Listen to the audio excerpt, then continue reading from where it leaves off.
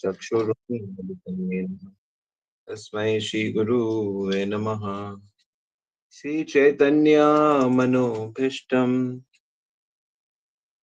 स्थापितं येन भूतले स्वयं रूपा कदा मह्यं ददाति स्वपदान्तिकम्।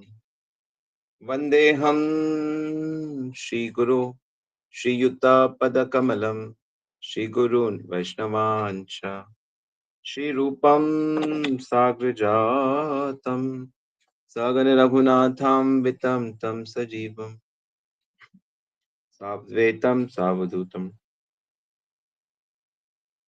परिजन सहितं कृष्ण चैतन्य देवं श्री राधा कृष्ण पदान् सगन ललिता श्री विशाखान्वितं च।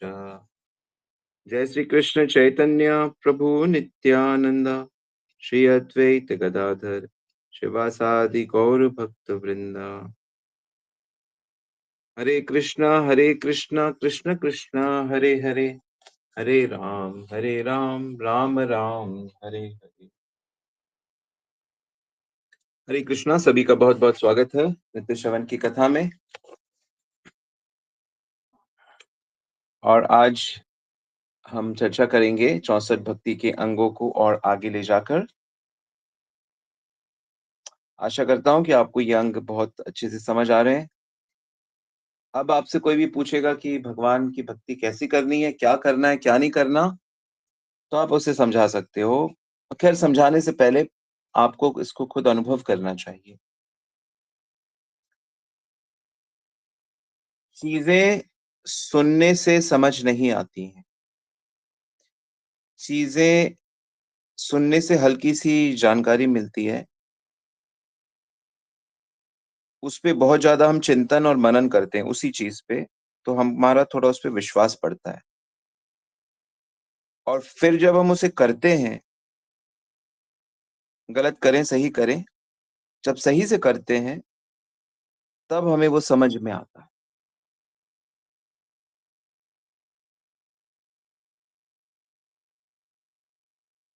समझना इतना आसान नहीं होता किसी भी चीज को, ये नोट कर लो। विशेष करके इस जगत में, अज्ञान का जगत है ना, सच बोलना चाहिए, ये कितनों को समझ आया है।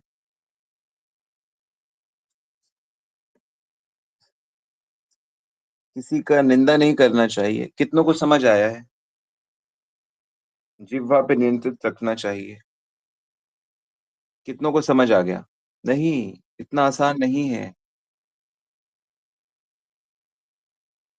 आप चाहे हाथ खड़े करो या कुछ भी करो, मैं इस झांसे में नहीं आ सकता। इतना आसान नहीं है। जब तक आप उसका पालन नहीं करोगे कुछ समय तक, तब तक उसकी गहराई नहीं समझ सकते। किसी चीज को जब तक आप 1 साल तक ना करो, तब तक आप उसकी महत्या नहीं समझ सकते।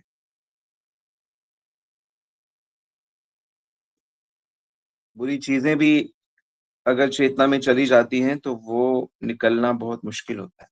जैसा मैंने कई बार बताया, वो संस्कार बन जाता है। इसलिए मूल लड़ाई संस्कार की है। इसीलिए संस्कृति, संस्कृति क्या होती है? ये हमारी संस्कृति है, वैदिक संस्कृति है, ये पाश्चात्य संस्कृति है, क्या है ये? वही बस जाता है भीतर।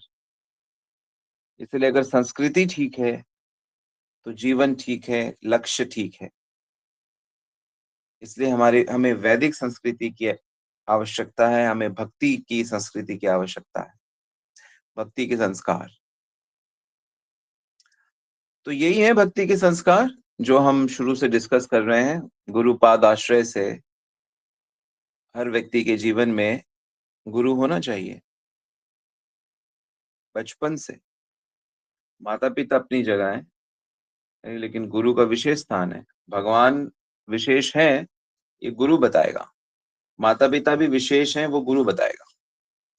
आध्यात्मिक ज्ञान, इसीलिए ओम अज्ञानातिमिरंधस्य, हम तो अंधेरे में पैदा होते हैं, गुरुजी आप आंखें खोलते हो। तो ये जो गुरुपाद आश्रय सेवा, ये एक कल्चर है, ये दीक्षा ग्रहण करना, अपराध नहीं करना, ये सब यही है जीवन का परम सत्य। परम सत्य, भगवान परम सत्य हैं। वो परम सत्य होने से क्या होगा? हमको तो उसे प्राप्त करना होगा ना। कोई आम बहुत अच्छा है, बहुत अच्छा है, बहुत मीठा है, बहुत कमाल का है, तो लेकिन तो फ़ायदा क्या? जब तक हम उसका आस्वादन ना करें। ऑफ़ कोर्स, मेरा मतलब है कि भोग लगा के।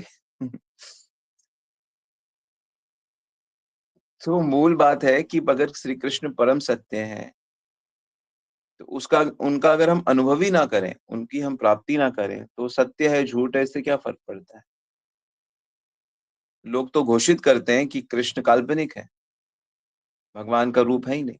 तो लोग तो अलग-अलग धर्म बना देते हैं, अलग-अलग महात्मा लोग इस तरह से भी गाइड करते हैं।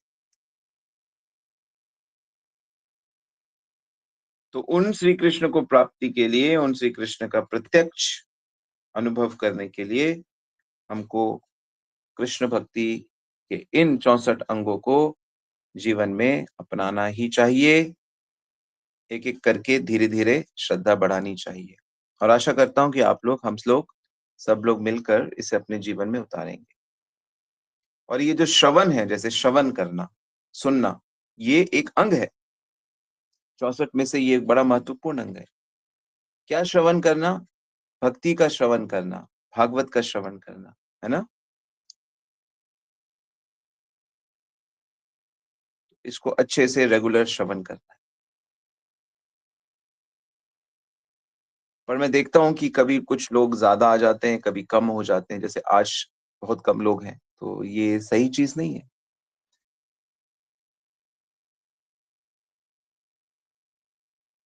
अभी मैं देख रहा हूँ सुनील प्रभु, जो गुड़गाँव में रहते हैं या द्वारिका में, तो रेगुलर आने लगे हैं अब। तो ये बहुत अच्छी बात है।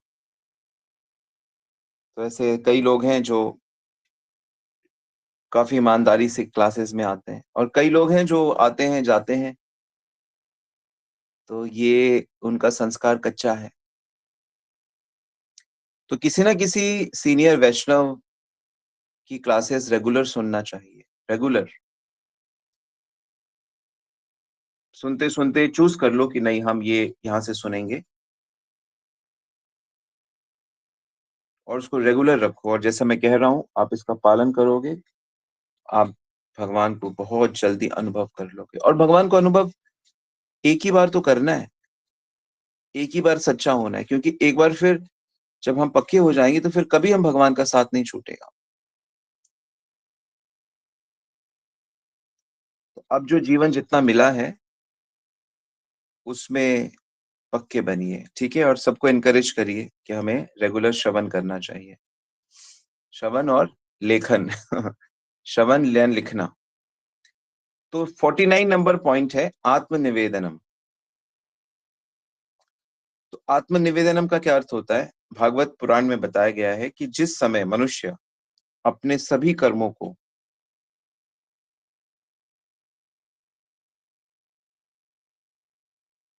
सब कुछ, अब चाहे वो उसकी पालन-पोषण की ज़िम्मेदारी हो, चाहे उसका जो वो सब कुछ भगवान को उसको छोड़ के वो पूरा भगवान को समर्पित हो जाता है। मतलब आप उस व्यक्ति को कुछ भी कहो, वो हर चीज़ को भगवान की कृपा मानता है।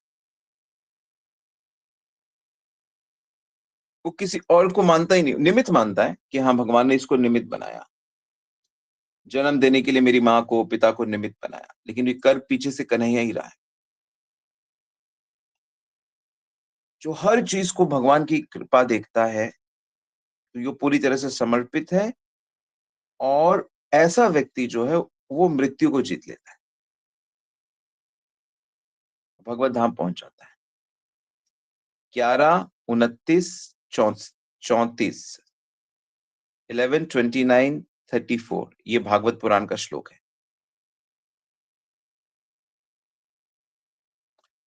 तो आत्मनिवेदन का अर्थ क्या होता है?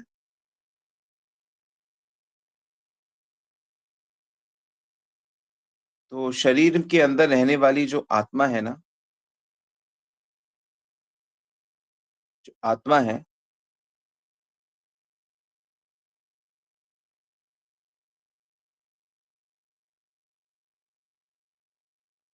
तो मैं हूँ, मैं हूँ, ये जो इसको अहंता बोलते हैं कि मैं हूँ, ये जो भाव है, ये आत्मा के कारण होता है।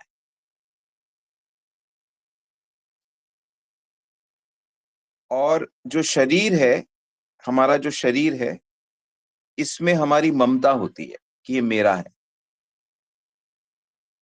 जैसे माँ की ममता होती है ना, माँ माँ का हमारे ऊपर ममता होता है कि ये मेरा है। पिता का ममता होता है, वो मेरा है ये।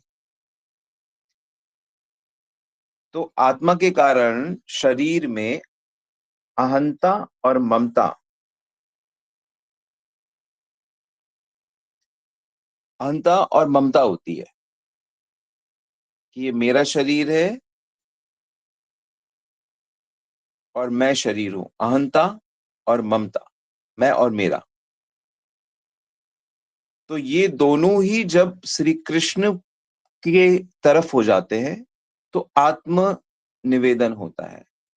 मैं कृष्ण का हूँ और कृष्ण मेरे हैं।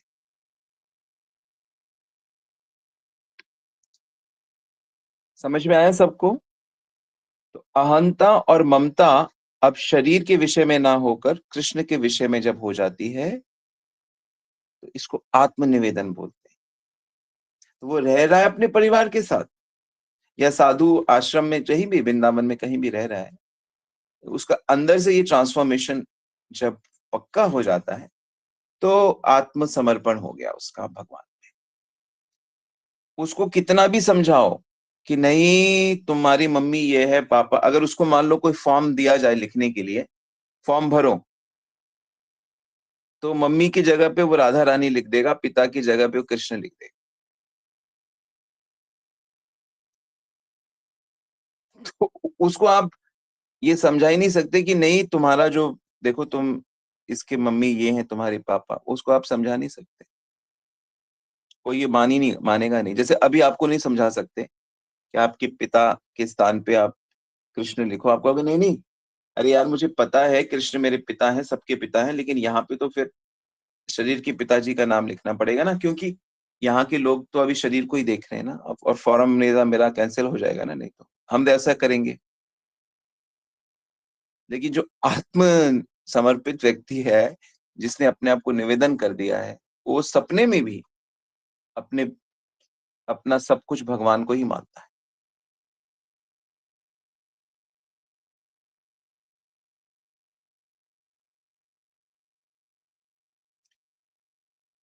मतलब उनकी जो भावना है वो इतनी स्ट्रांग हो जाती है, इतनी स्ट्रांग हो जाती है। जैसे यमुनाचार्य जी क्या कहते हैं कि हे कृष्ण, कि चाहे मैं जैसा भी हूँ इस शरीर में, मनुष्य का शरीर मेरे को प्राप्त है, और चाहे मुझे देवताओं का शरीर मिल जाए, चाहे मैं अपंग हो जाऊं, अंग अंग मेरे सब टूट फूट जाए, कट जाए, जो भी हो जाए, फिर भी मैं सदा आपको ही समर्पित रहूं।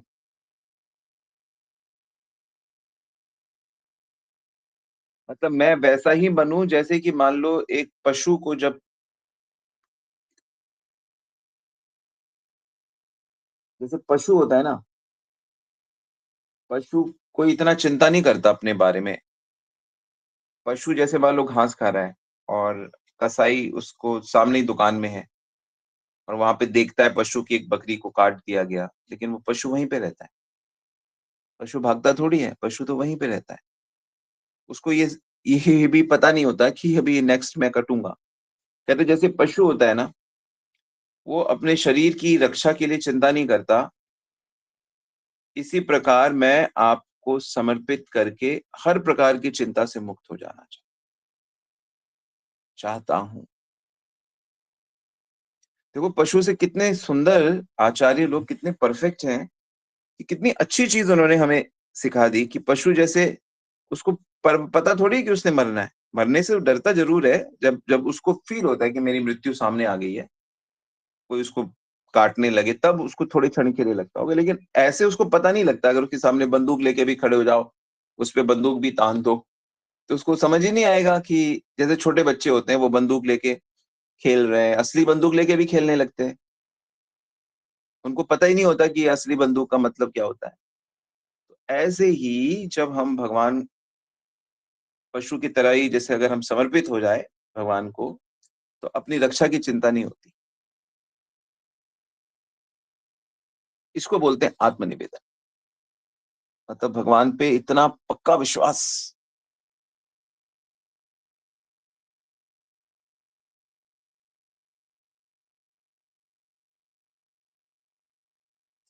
तो भगवान के प्रति मित्रता होना, साख्य होना, या भगवान के प्रति आत्मनिवेदन होना, ये जो भक्ति के अंग है ना, ये बहुत कम देखे जाते हैं।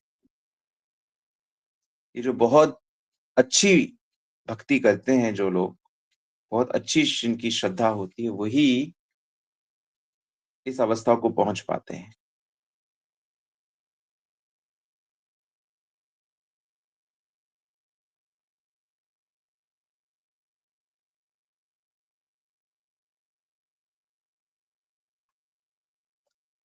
ओके, सो ये हम कौन सा अंक हमने पढ़ा था, ये 49, आत्मनिवेदना।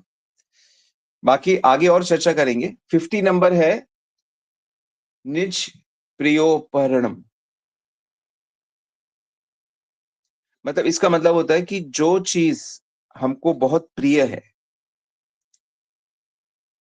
अच्छा, मैं आपसे पूछूं, आपको क्या क्या प्रिय है सबसे अधिक?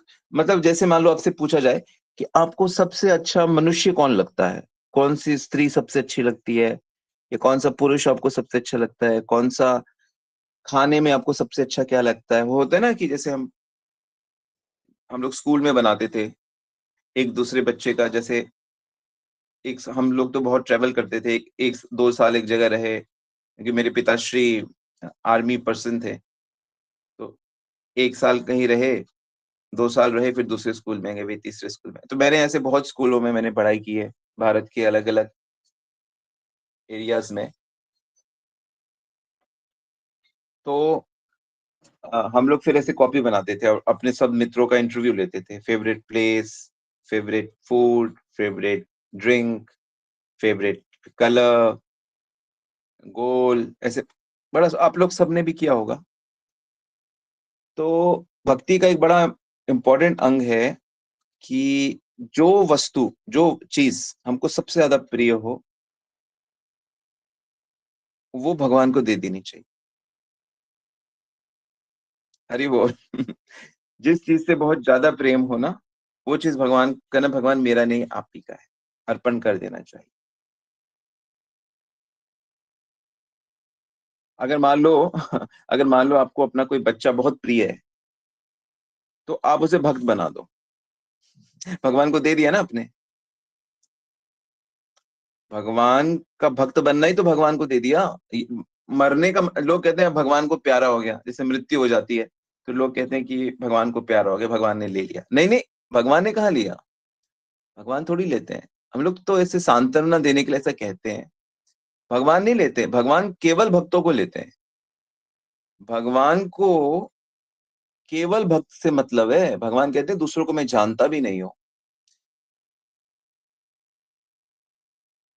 ये चीज आपको समझनी पड़ेगी। और मरने के बाद व्यक्ति अपने कर्मों अनुसार दूसरा जीवन प्राप्त कर लेता है, नया पर्सनालिटी। जैसे इस समय आपको एक पर्सनालिटी आप इंजॉय कर रहे हो, एंजॉय कर रहे हैं या दुखी हो रहे हो, वो आप देख लो।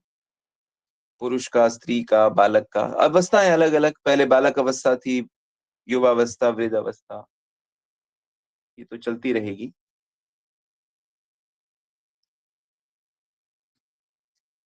तो निज प्रिया उपहरणम, निज प्रियोपहरणम, जो चीज अपने को बहुत पसंद है, वो चीज श्री कृष्ण को अर्पण करना चाहिए। लिख लो,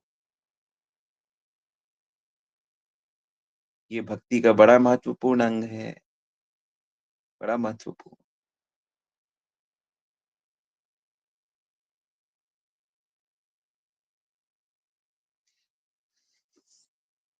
ओके, 51 नंबर है, तदर्थे अखिल चेष्टितम। तदर्थे अखिल चेष्टितम, इसका मतलब है कि जो भगवान की भक्ति चाहने वाले लोग हैं, उन वो जो भी काम करें, चाहे वो सामाजिक करें या आध्यात्मिक करें, जो भी क्रिया, जो भी प्रयास करें, उनको ये बात ज़रूर सोचनी चाहिए कि ऐसे करूँगा कि इससे भगवान प्रसन्न होंगे। इस कार्य को मैं इस तरह से करूँगा कि इससे भगवान क्या होंगे? प्रसन्न हो जाएँगे। इस तरह से उस उस कार्य को करना चाहिए।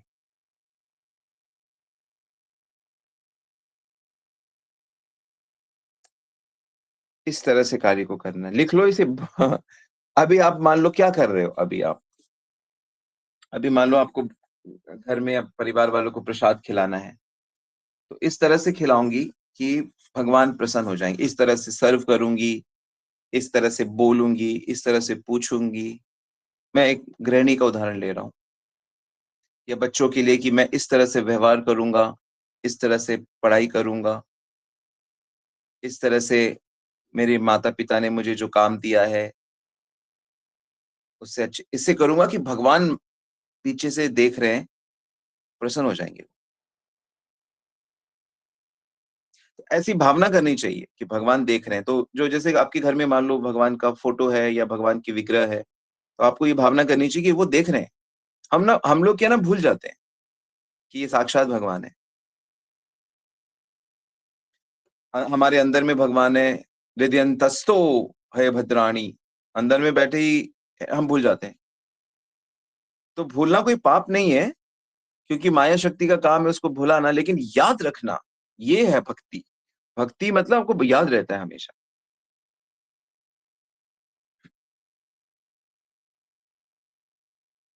जैसे छोटा बच्चा होता है ना, छोटा बच्चा मान लो छोटा जब होता है और वो कहीं कहीं फंक्शन में गया, उसकी माँ, पिताजी उसको दिख नहीं रहे तो रोने लगता है।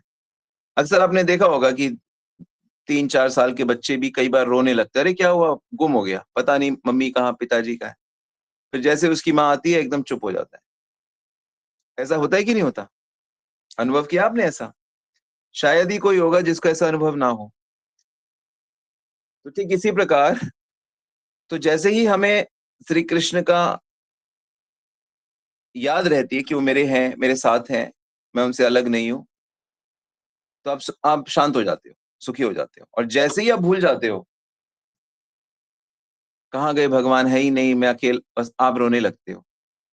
और मनुष्य रो ही रहा है, लड़ाई कर रहा है, रो रहा है, परेशान हो रहा है, उसको समझ नहीं आ रहा है क्या करूँ?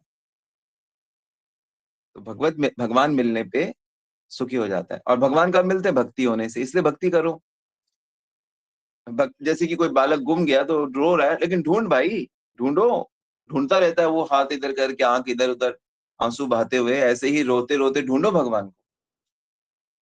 जीवन में बस भगवान को ही तो ढूँढना है। और अब एक और हम लोगों को तो पता लग गया कि भगवान कौन है, भगवान का क्या ऑर्डर है। वो कह रहे हैं भैया मेरे को यहाँ पे ढूँढो, सबके अंदर देखो मुझे, मेरा नाम से पुकारो, सांसारिक चीज़ों के लिए मत पुकारो। अरे मैं तेरा सब कर दूँगा, योगक्षेमम वहामि अहम्। तुम अपनी मेहनत से क्या कर पाओगे? और मेहनत का फल भी मैं ही देता हूँ। लेकिन तुम जब मेरी प्राप्ति के लिए करोगे ना, फिर मैं अपनी तरफ से कर दूँगा सब कुछ। नित्यो नित्यानां चेतनो चेतनानां एको बहुनाम यो विदधातु कामान्। वेद कहते हैं कि वो एक है, लेकिन वो सारी कामनाएँ पूरी कर देता है। सबकी कामनाएँ, सब उसको सब पता है।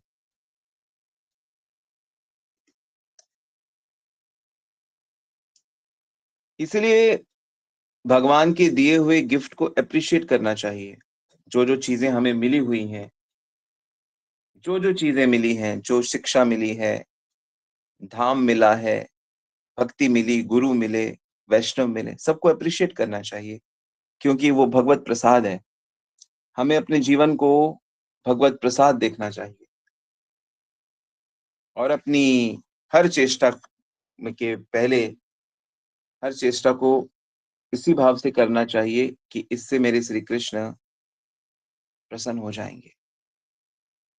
लिख लिया? 51 नंबर। 52 नंबर है शरणापत्ति। मैं आपका हूं, मैं आपका हूं, ऐसा कहते हुए और मन से भी वैसा ही अनुभव करते हुए, मैं आपका हूं, और मन से वैसे ही अनुभव कर रहा है, वो से बोल नहीं रहा, अनुभव कर रहा है, तो ऐसा शरणागत भक्त भगवान के धाम को प्राप्त करके सदा आनंदित रहता है।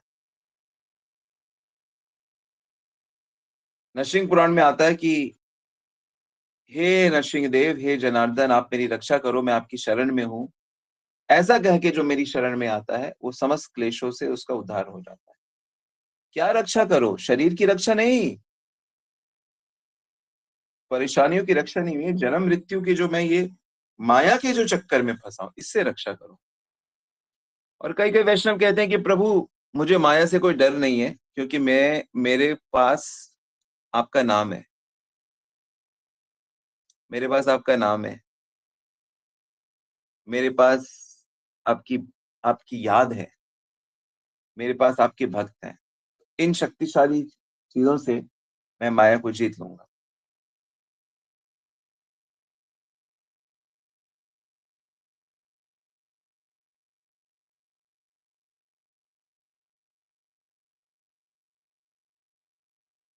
तो इसी में, शरणागति में,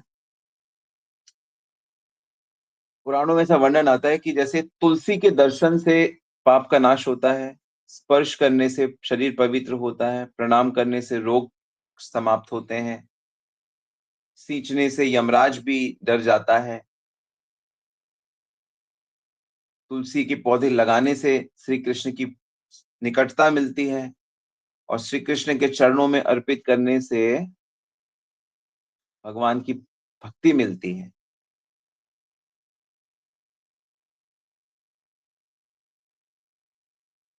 तो तुलसी के दर्शन से, ध्यान से, कीर्तन से, प्रणाम से, स्तुति से, उसको लगाने से, यानी कि रोपण करने से, उसका सेवन करने से, उसकी नित्य पूजा करने से, किसी भी प्रकार से तुलसी हमारा कल्याण करती है। तो इस प्रकार 9 प्रकार से जो तुलसी की सेवा करता है,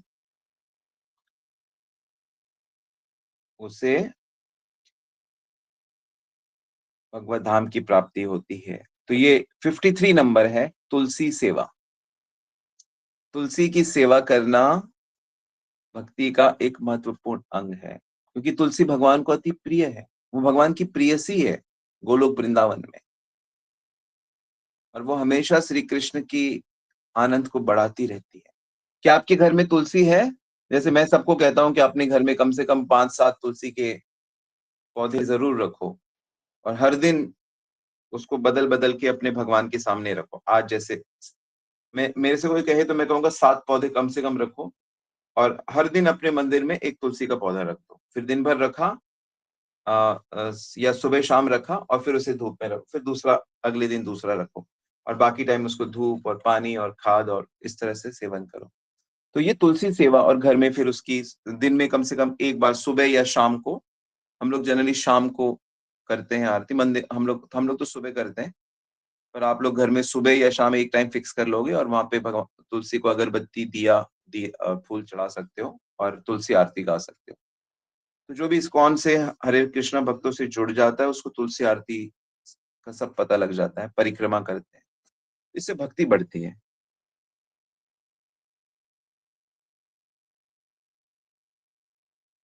तुलसी सेवा। ऑलराइट, तो समय हो गया है, तो आज यहीं रुकते हैं। Thank you very much. तो ये भी बड़े महत्वपूर्ण अंग हैं।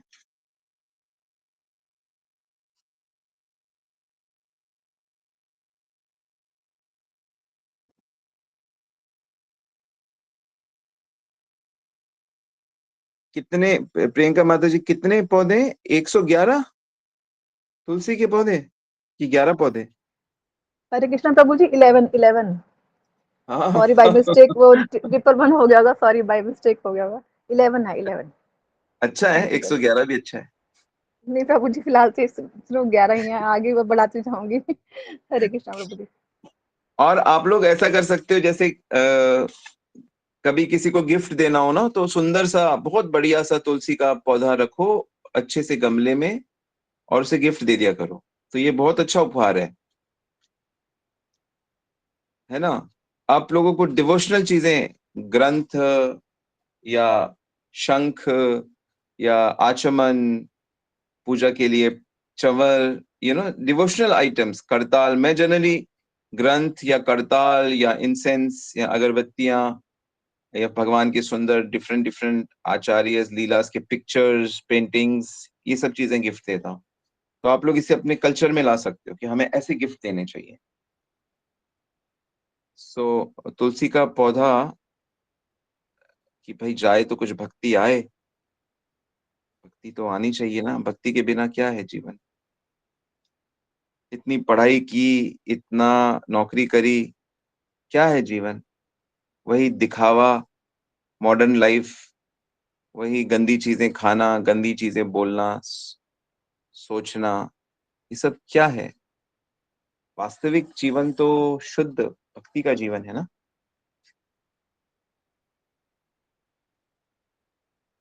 ये असली जीवन है।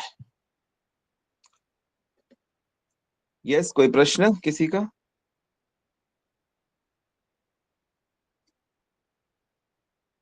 ओके, यहाँ पे एक प्रश्न है। सगुन प्रभु का अहेतु की कृपा का क्या मतलब होता है? जब हम भजन करते हैं, प्रयास करते हैं, तब कृष्ण कृपा करते हैं, तो कृपा अहेतु की कैसे हुई? तो अच्छा प्रश्न है। देखो,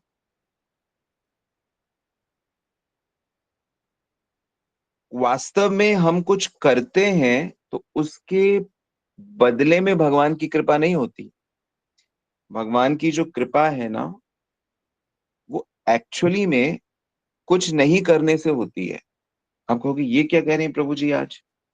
कुछ नहीं करने का मतलब है कि हम सुखी होने के लिए कुछ भौतिक चीजें नहीं कर रहे।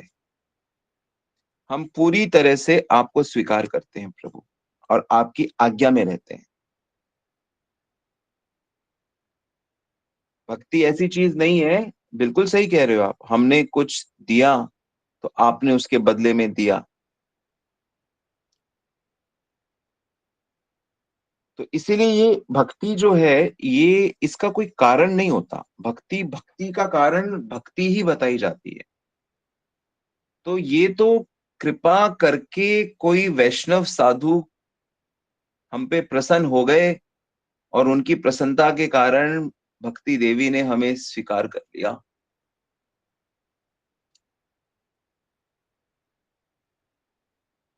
क्योंकि कोई भी चीज ऐसी नहीं है, एक भक्तों को छोड़कर, भक्तों की सेवा छोड़कर, कि वो हमें, मतलब भक्तों की सेवा भी भक्ति में ही आती है, तो भक्ति ही भक्ति को जन्म देती है।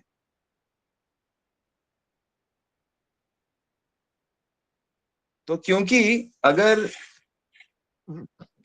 कि भगवान, कोई भक्ति छोड़कर कोई और चीज ऐसी नहीं है जो भगवान को प्रेरित कर सके। और ये भक्ति कहाँ से आती है? ये भी भगवान से ही आती है, या भगवान के भक्तों से आती है। तो भगवान ही तो कारण हो गए इसके। इस पे विचार करिए।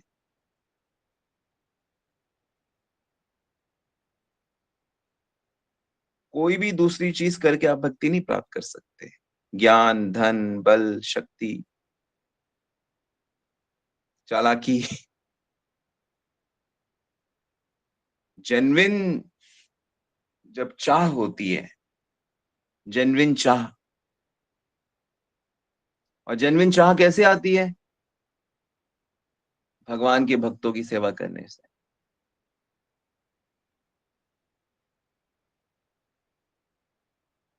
में श्लोक आता है ना,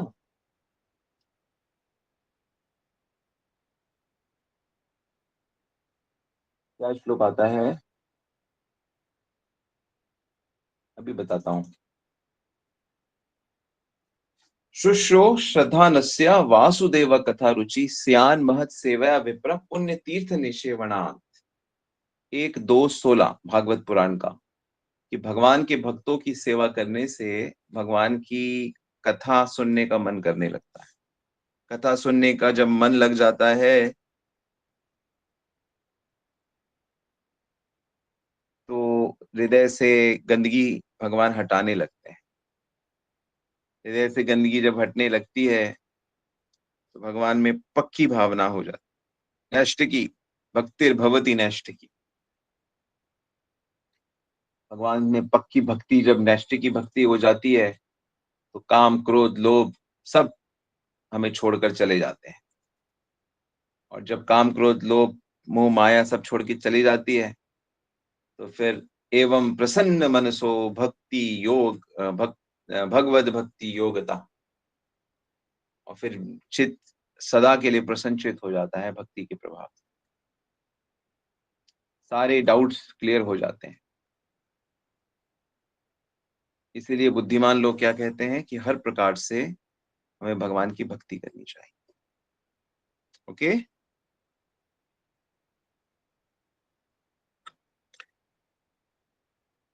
तो वही जो कृपा की आप बात कर रहे हो, कृपा का कारण होता नहीं है, कृपा का कारण कृपा ही होती है।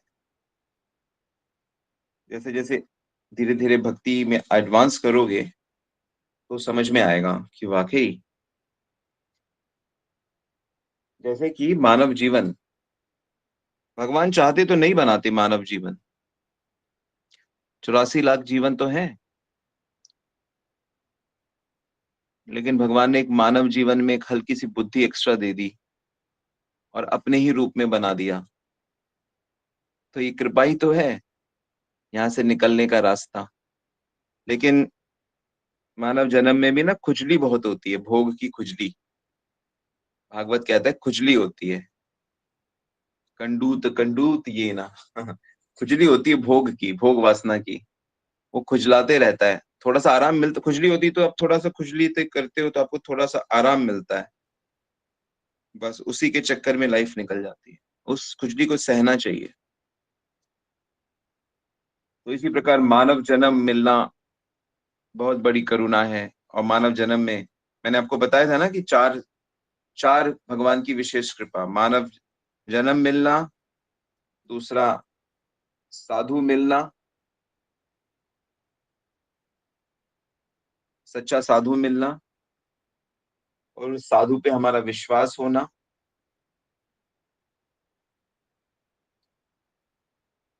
उनकी शरणागत होना, और निरंतर इस पे लगे रहना, ये विशेष कृपा है। लिखा होगा आप लोगों ने नोट्स पे, ठीक है।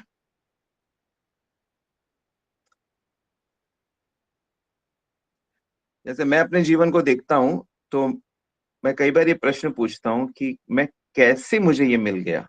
मतलब मैं ये सोचता, जैसे जितना जीवन मैंने अभी तक देखा है और अपने कॉलेज के स्कूल के मित्रों का जीवन भी मैं जैसे अभी देखता हूँ, या अपने रिलेटिव्स का जीवन देखता हूँ जो कि धाम में रहते हैं, या दूसरों का, तो फिर मैं यही सोचता हूँ कि मेरे को कैसे ये, मैं कैसे इसमें आ गया, ब्रह्मचर्य में कैसे आ गया, कैसे सन्यास में आ गया, कैसे मैं चैतन्य महाप्रभु के इसमें कैसे, ऐसा मैंने क्या किया, ऐसा क्या काम मैंने किया।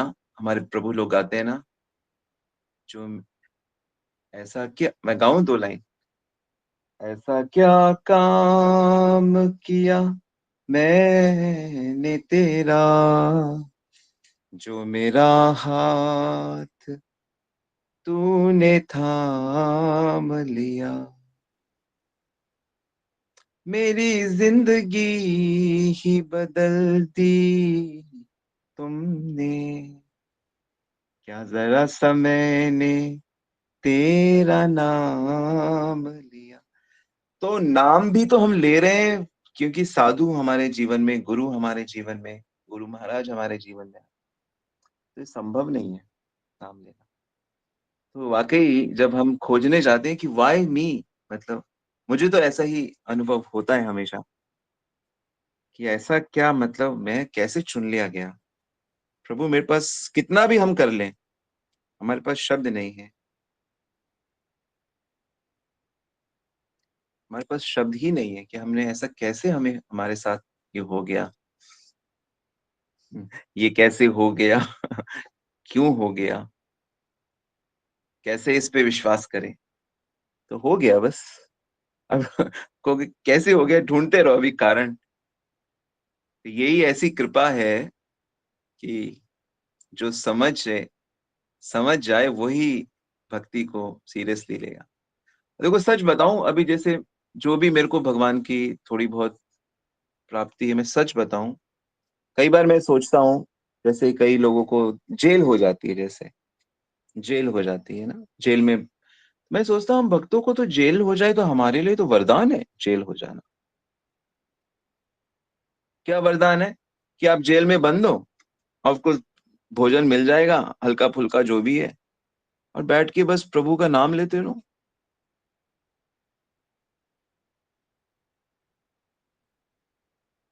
मतलब कितनी कृपा है बताइए। मान लीजिए हम लोगों को बहुत धन मिल जाए। अब जैसे मान लो मेरे को बहुत धन मिल जाए, करोड़ों, अरबों रुपए मिल जाए, तो मैं क्या करूँगा उसका? मैं उससे बहुत सुंदर-सुंदर छोटे-छोटे केंद्र बनाऊँगा। वहाँ पे गीता का गीता सीखने का सेमिनार करवाऊँगा, डांस सीखने का टीचर रखूँगा, हारमोनियम सिखाने का टीचर रखूँगा, लोगों को यात्राओं में ले जाऊँगा, भक्ति भक्ति की तो चर्चा करूँ। मतलब अगर मेरे पास बहुत धन है, तो मैं उससे भक्ति प्रचार करूँगा, उससे लोगों की हेल्प करूँगा कि वो भक्ति करें। और अगर मेरे को जेल हो जाती है, तो मैं वहाँ बैठ के जप करूँगा। और मान लो मेरे को जेल नहीं होती, मेरे पास धन नहीं है और मैं कहीं भी किसी भी जगह पे अकेला हूँ, तो भी मैं वहाँ जप करूँगा, अध्ययन करूँगा। ग्रंथ तो एक आध तो खरीद ही सकता हूँ, इतने तो मेरे पास है कि एक आध बुक तो कोई भी चाहे, गीता, भागवत तो लोग तो, भक्त लोग तो दान में दे देते हैं। भक्त लोग तो फ्री में बाँटते हैं गीता। तो कहीं भी आप पढ़ सकते हो, सुन सकते हो। कितना कृपा है, मतलब अगर आप बीमार भी हो, मान लो आप बीमार भी हो, मतलब मैं तो ऐसे सोचता हूँ कि मान लो मैं बीमार हूँ, अपंग हूँ, बिस्तर में गिरा हुआ हूँ, तो भी मैं यही सोचूँगा कि मेरे बगल वाले बेड में श्री कृष्ण लेटे हुए हैं, बैठे हुए हैं, मेरे साथ हैं, मेरे अंदर हैं। तो ऐसी भावना के साथ जन्म हो, मरण हो, कोई साथ हो, चाहे नहीं हो, ये कैसे, क्या चीज़ है ये? तो ऐसी भक्ति जो भविष्य के हर दुःख को हटा देती है।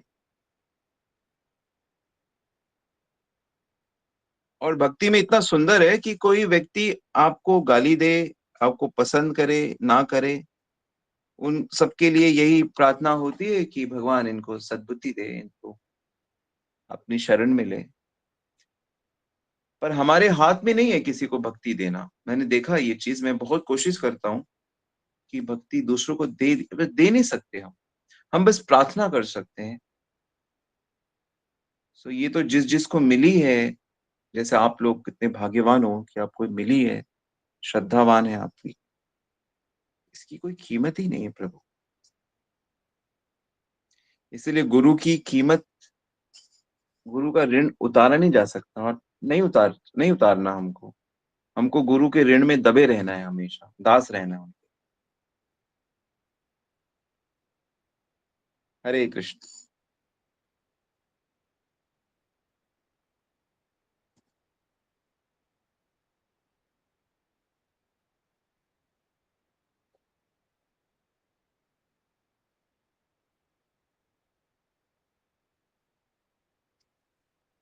सो ये अहेतु की कृपा है।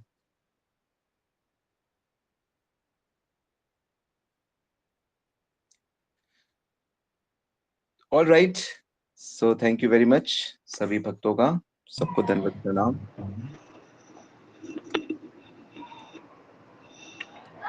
वाञ्छा कल्पितरूपेश्च कृपा सिन्धुभ्येव च पतितानां पावनेभ्यो कृपा कीजिए।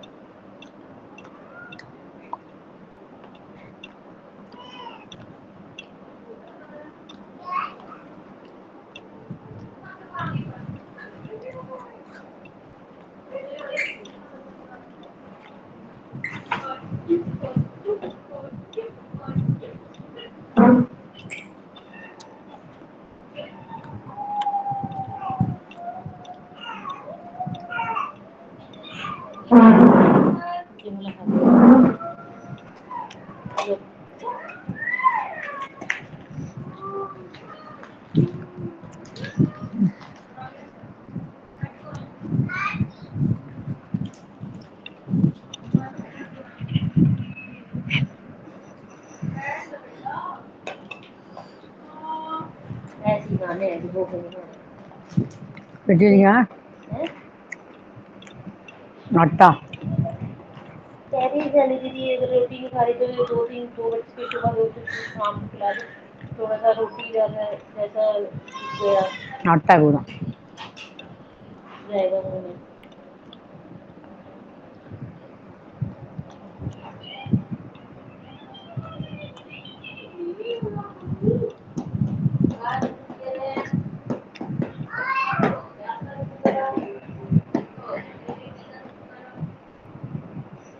गोरंगी सो जा चद्दर चुद्दर क्या क्या मना लिया समावना था मोटी चद्दर तो तुम्हारे काम ही नहीं आनी इतनी गर्मी करके सोगे तो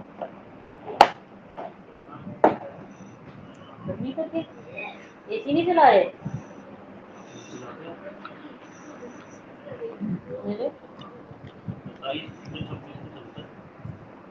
सही है ठंडा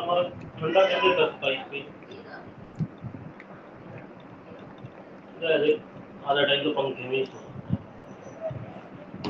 चलाया करो रात को ये रूम में तो चलाते ही हैं चला के रखना चाहिए पूरी रात में रूम का क्या पता है तुमसे परेशान हो रहा हो बस चला के देखो बल्कि बाहर आराम से सोता है ना मैंने ऐसा देखा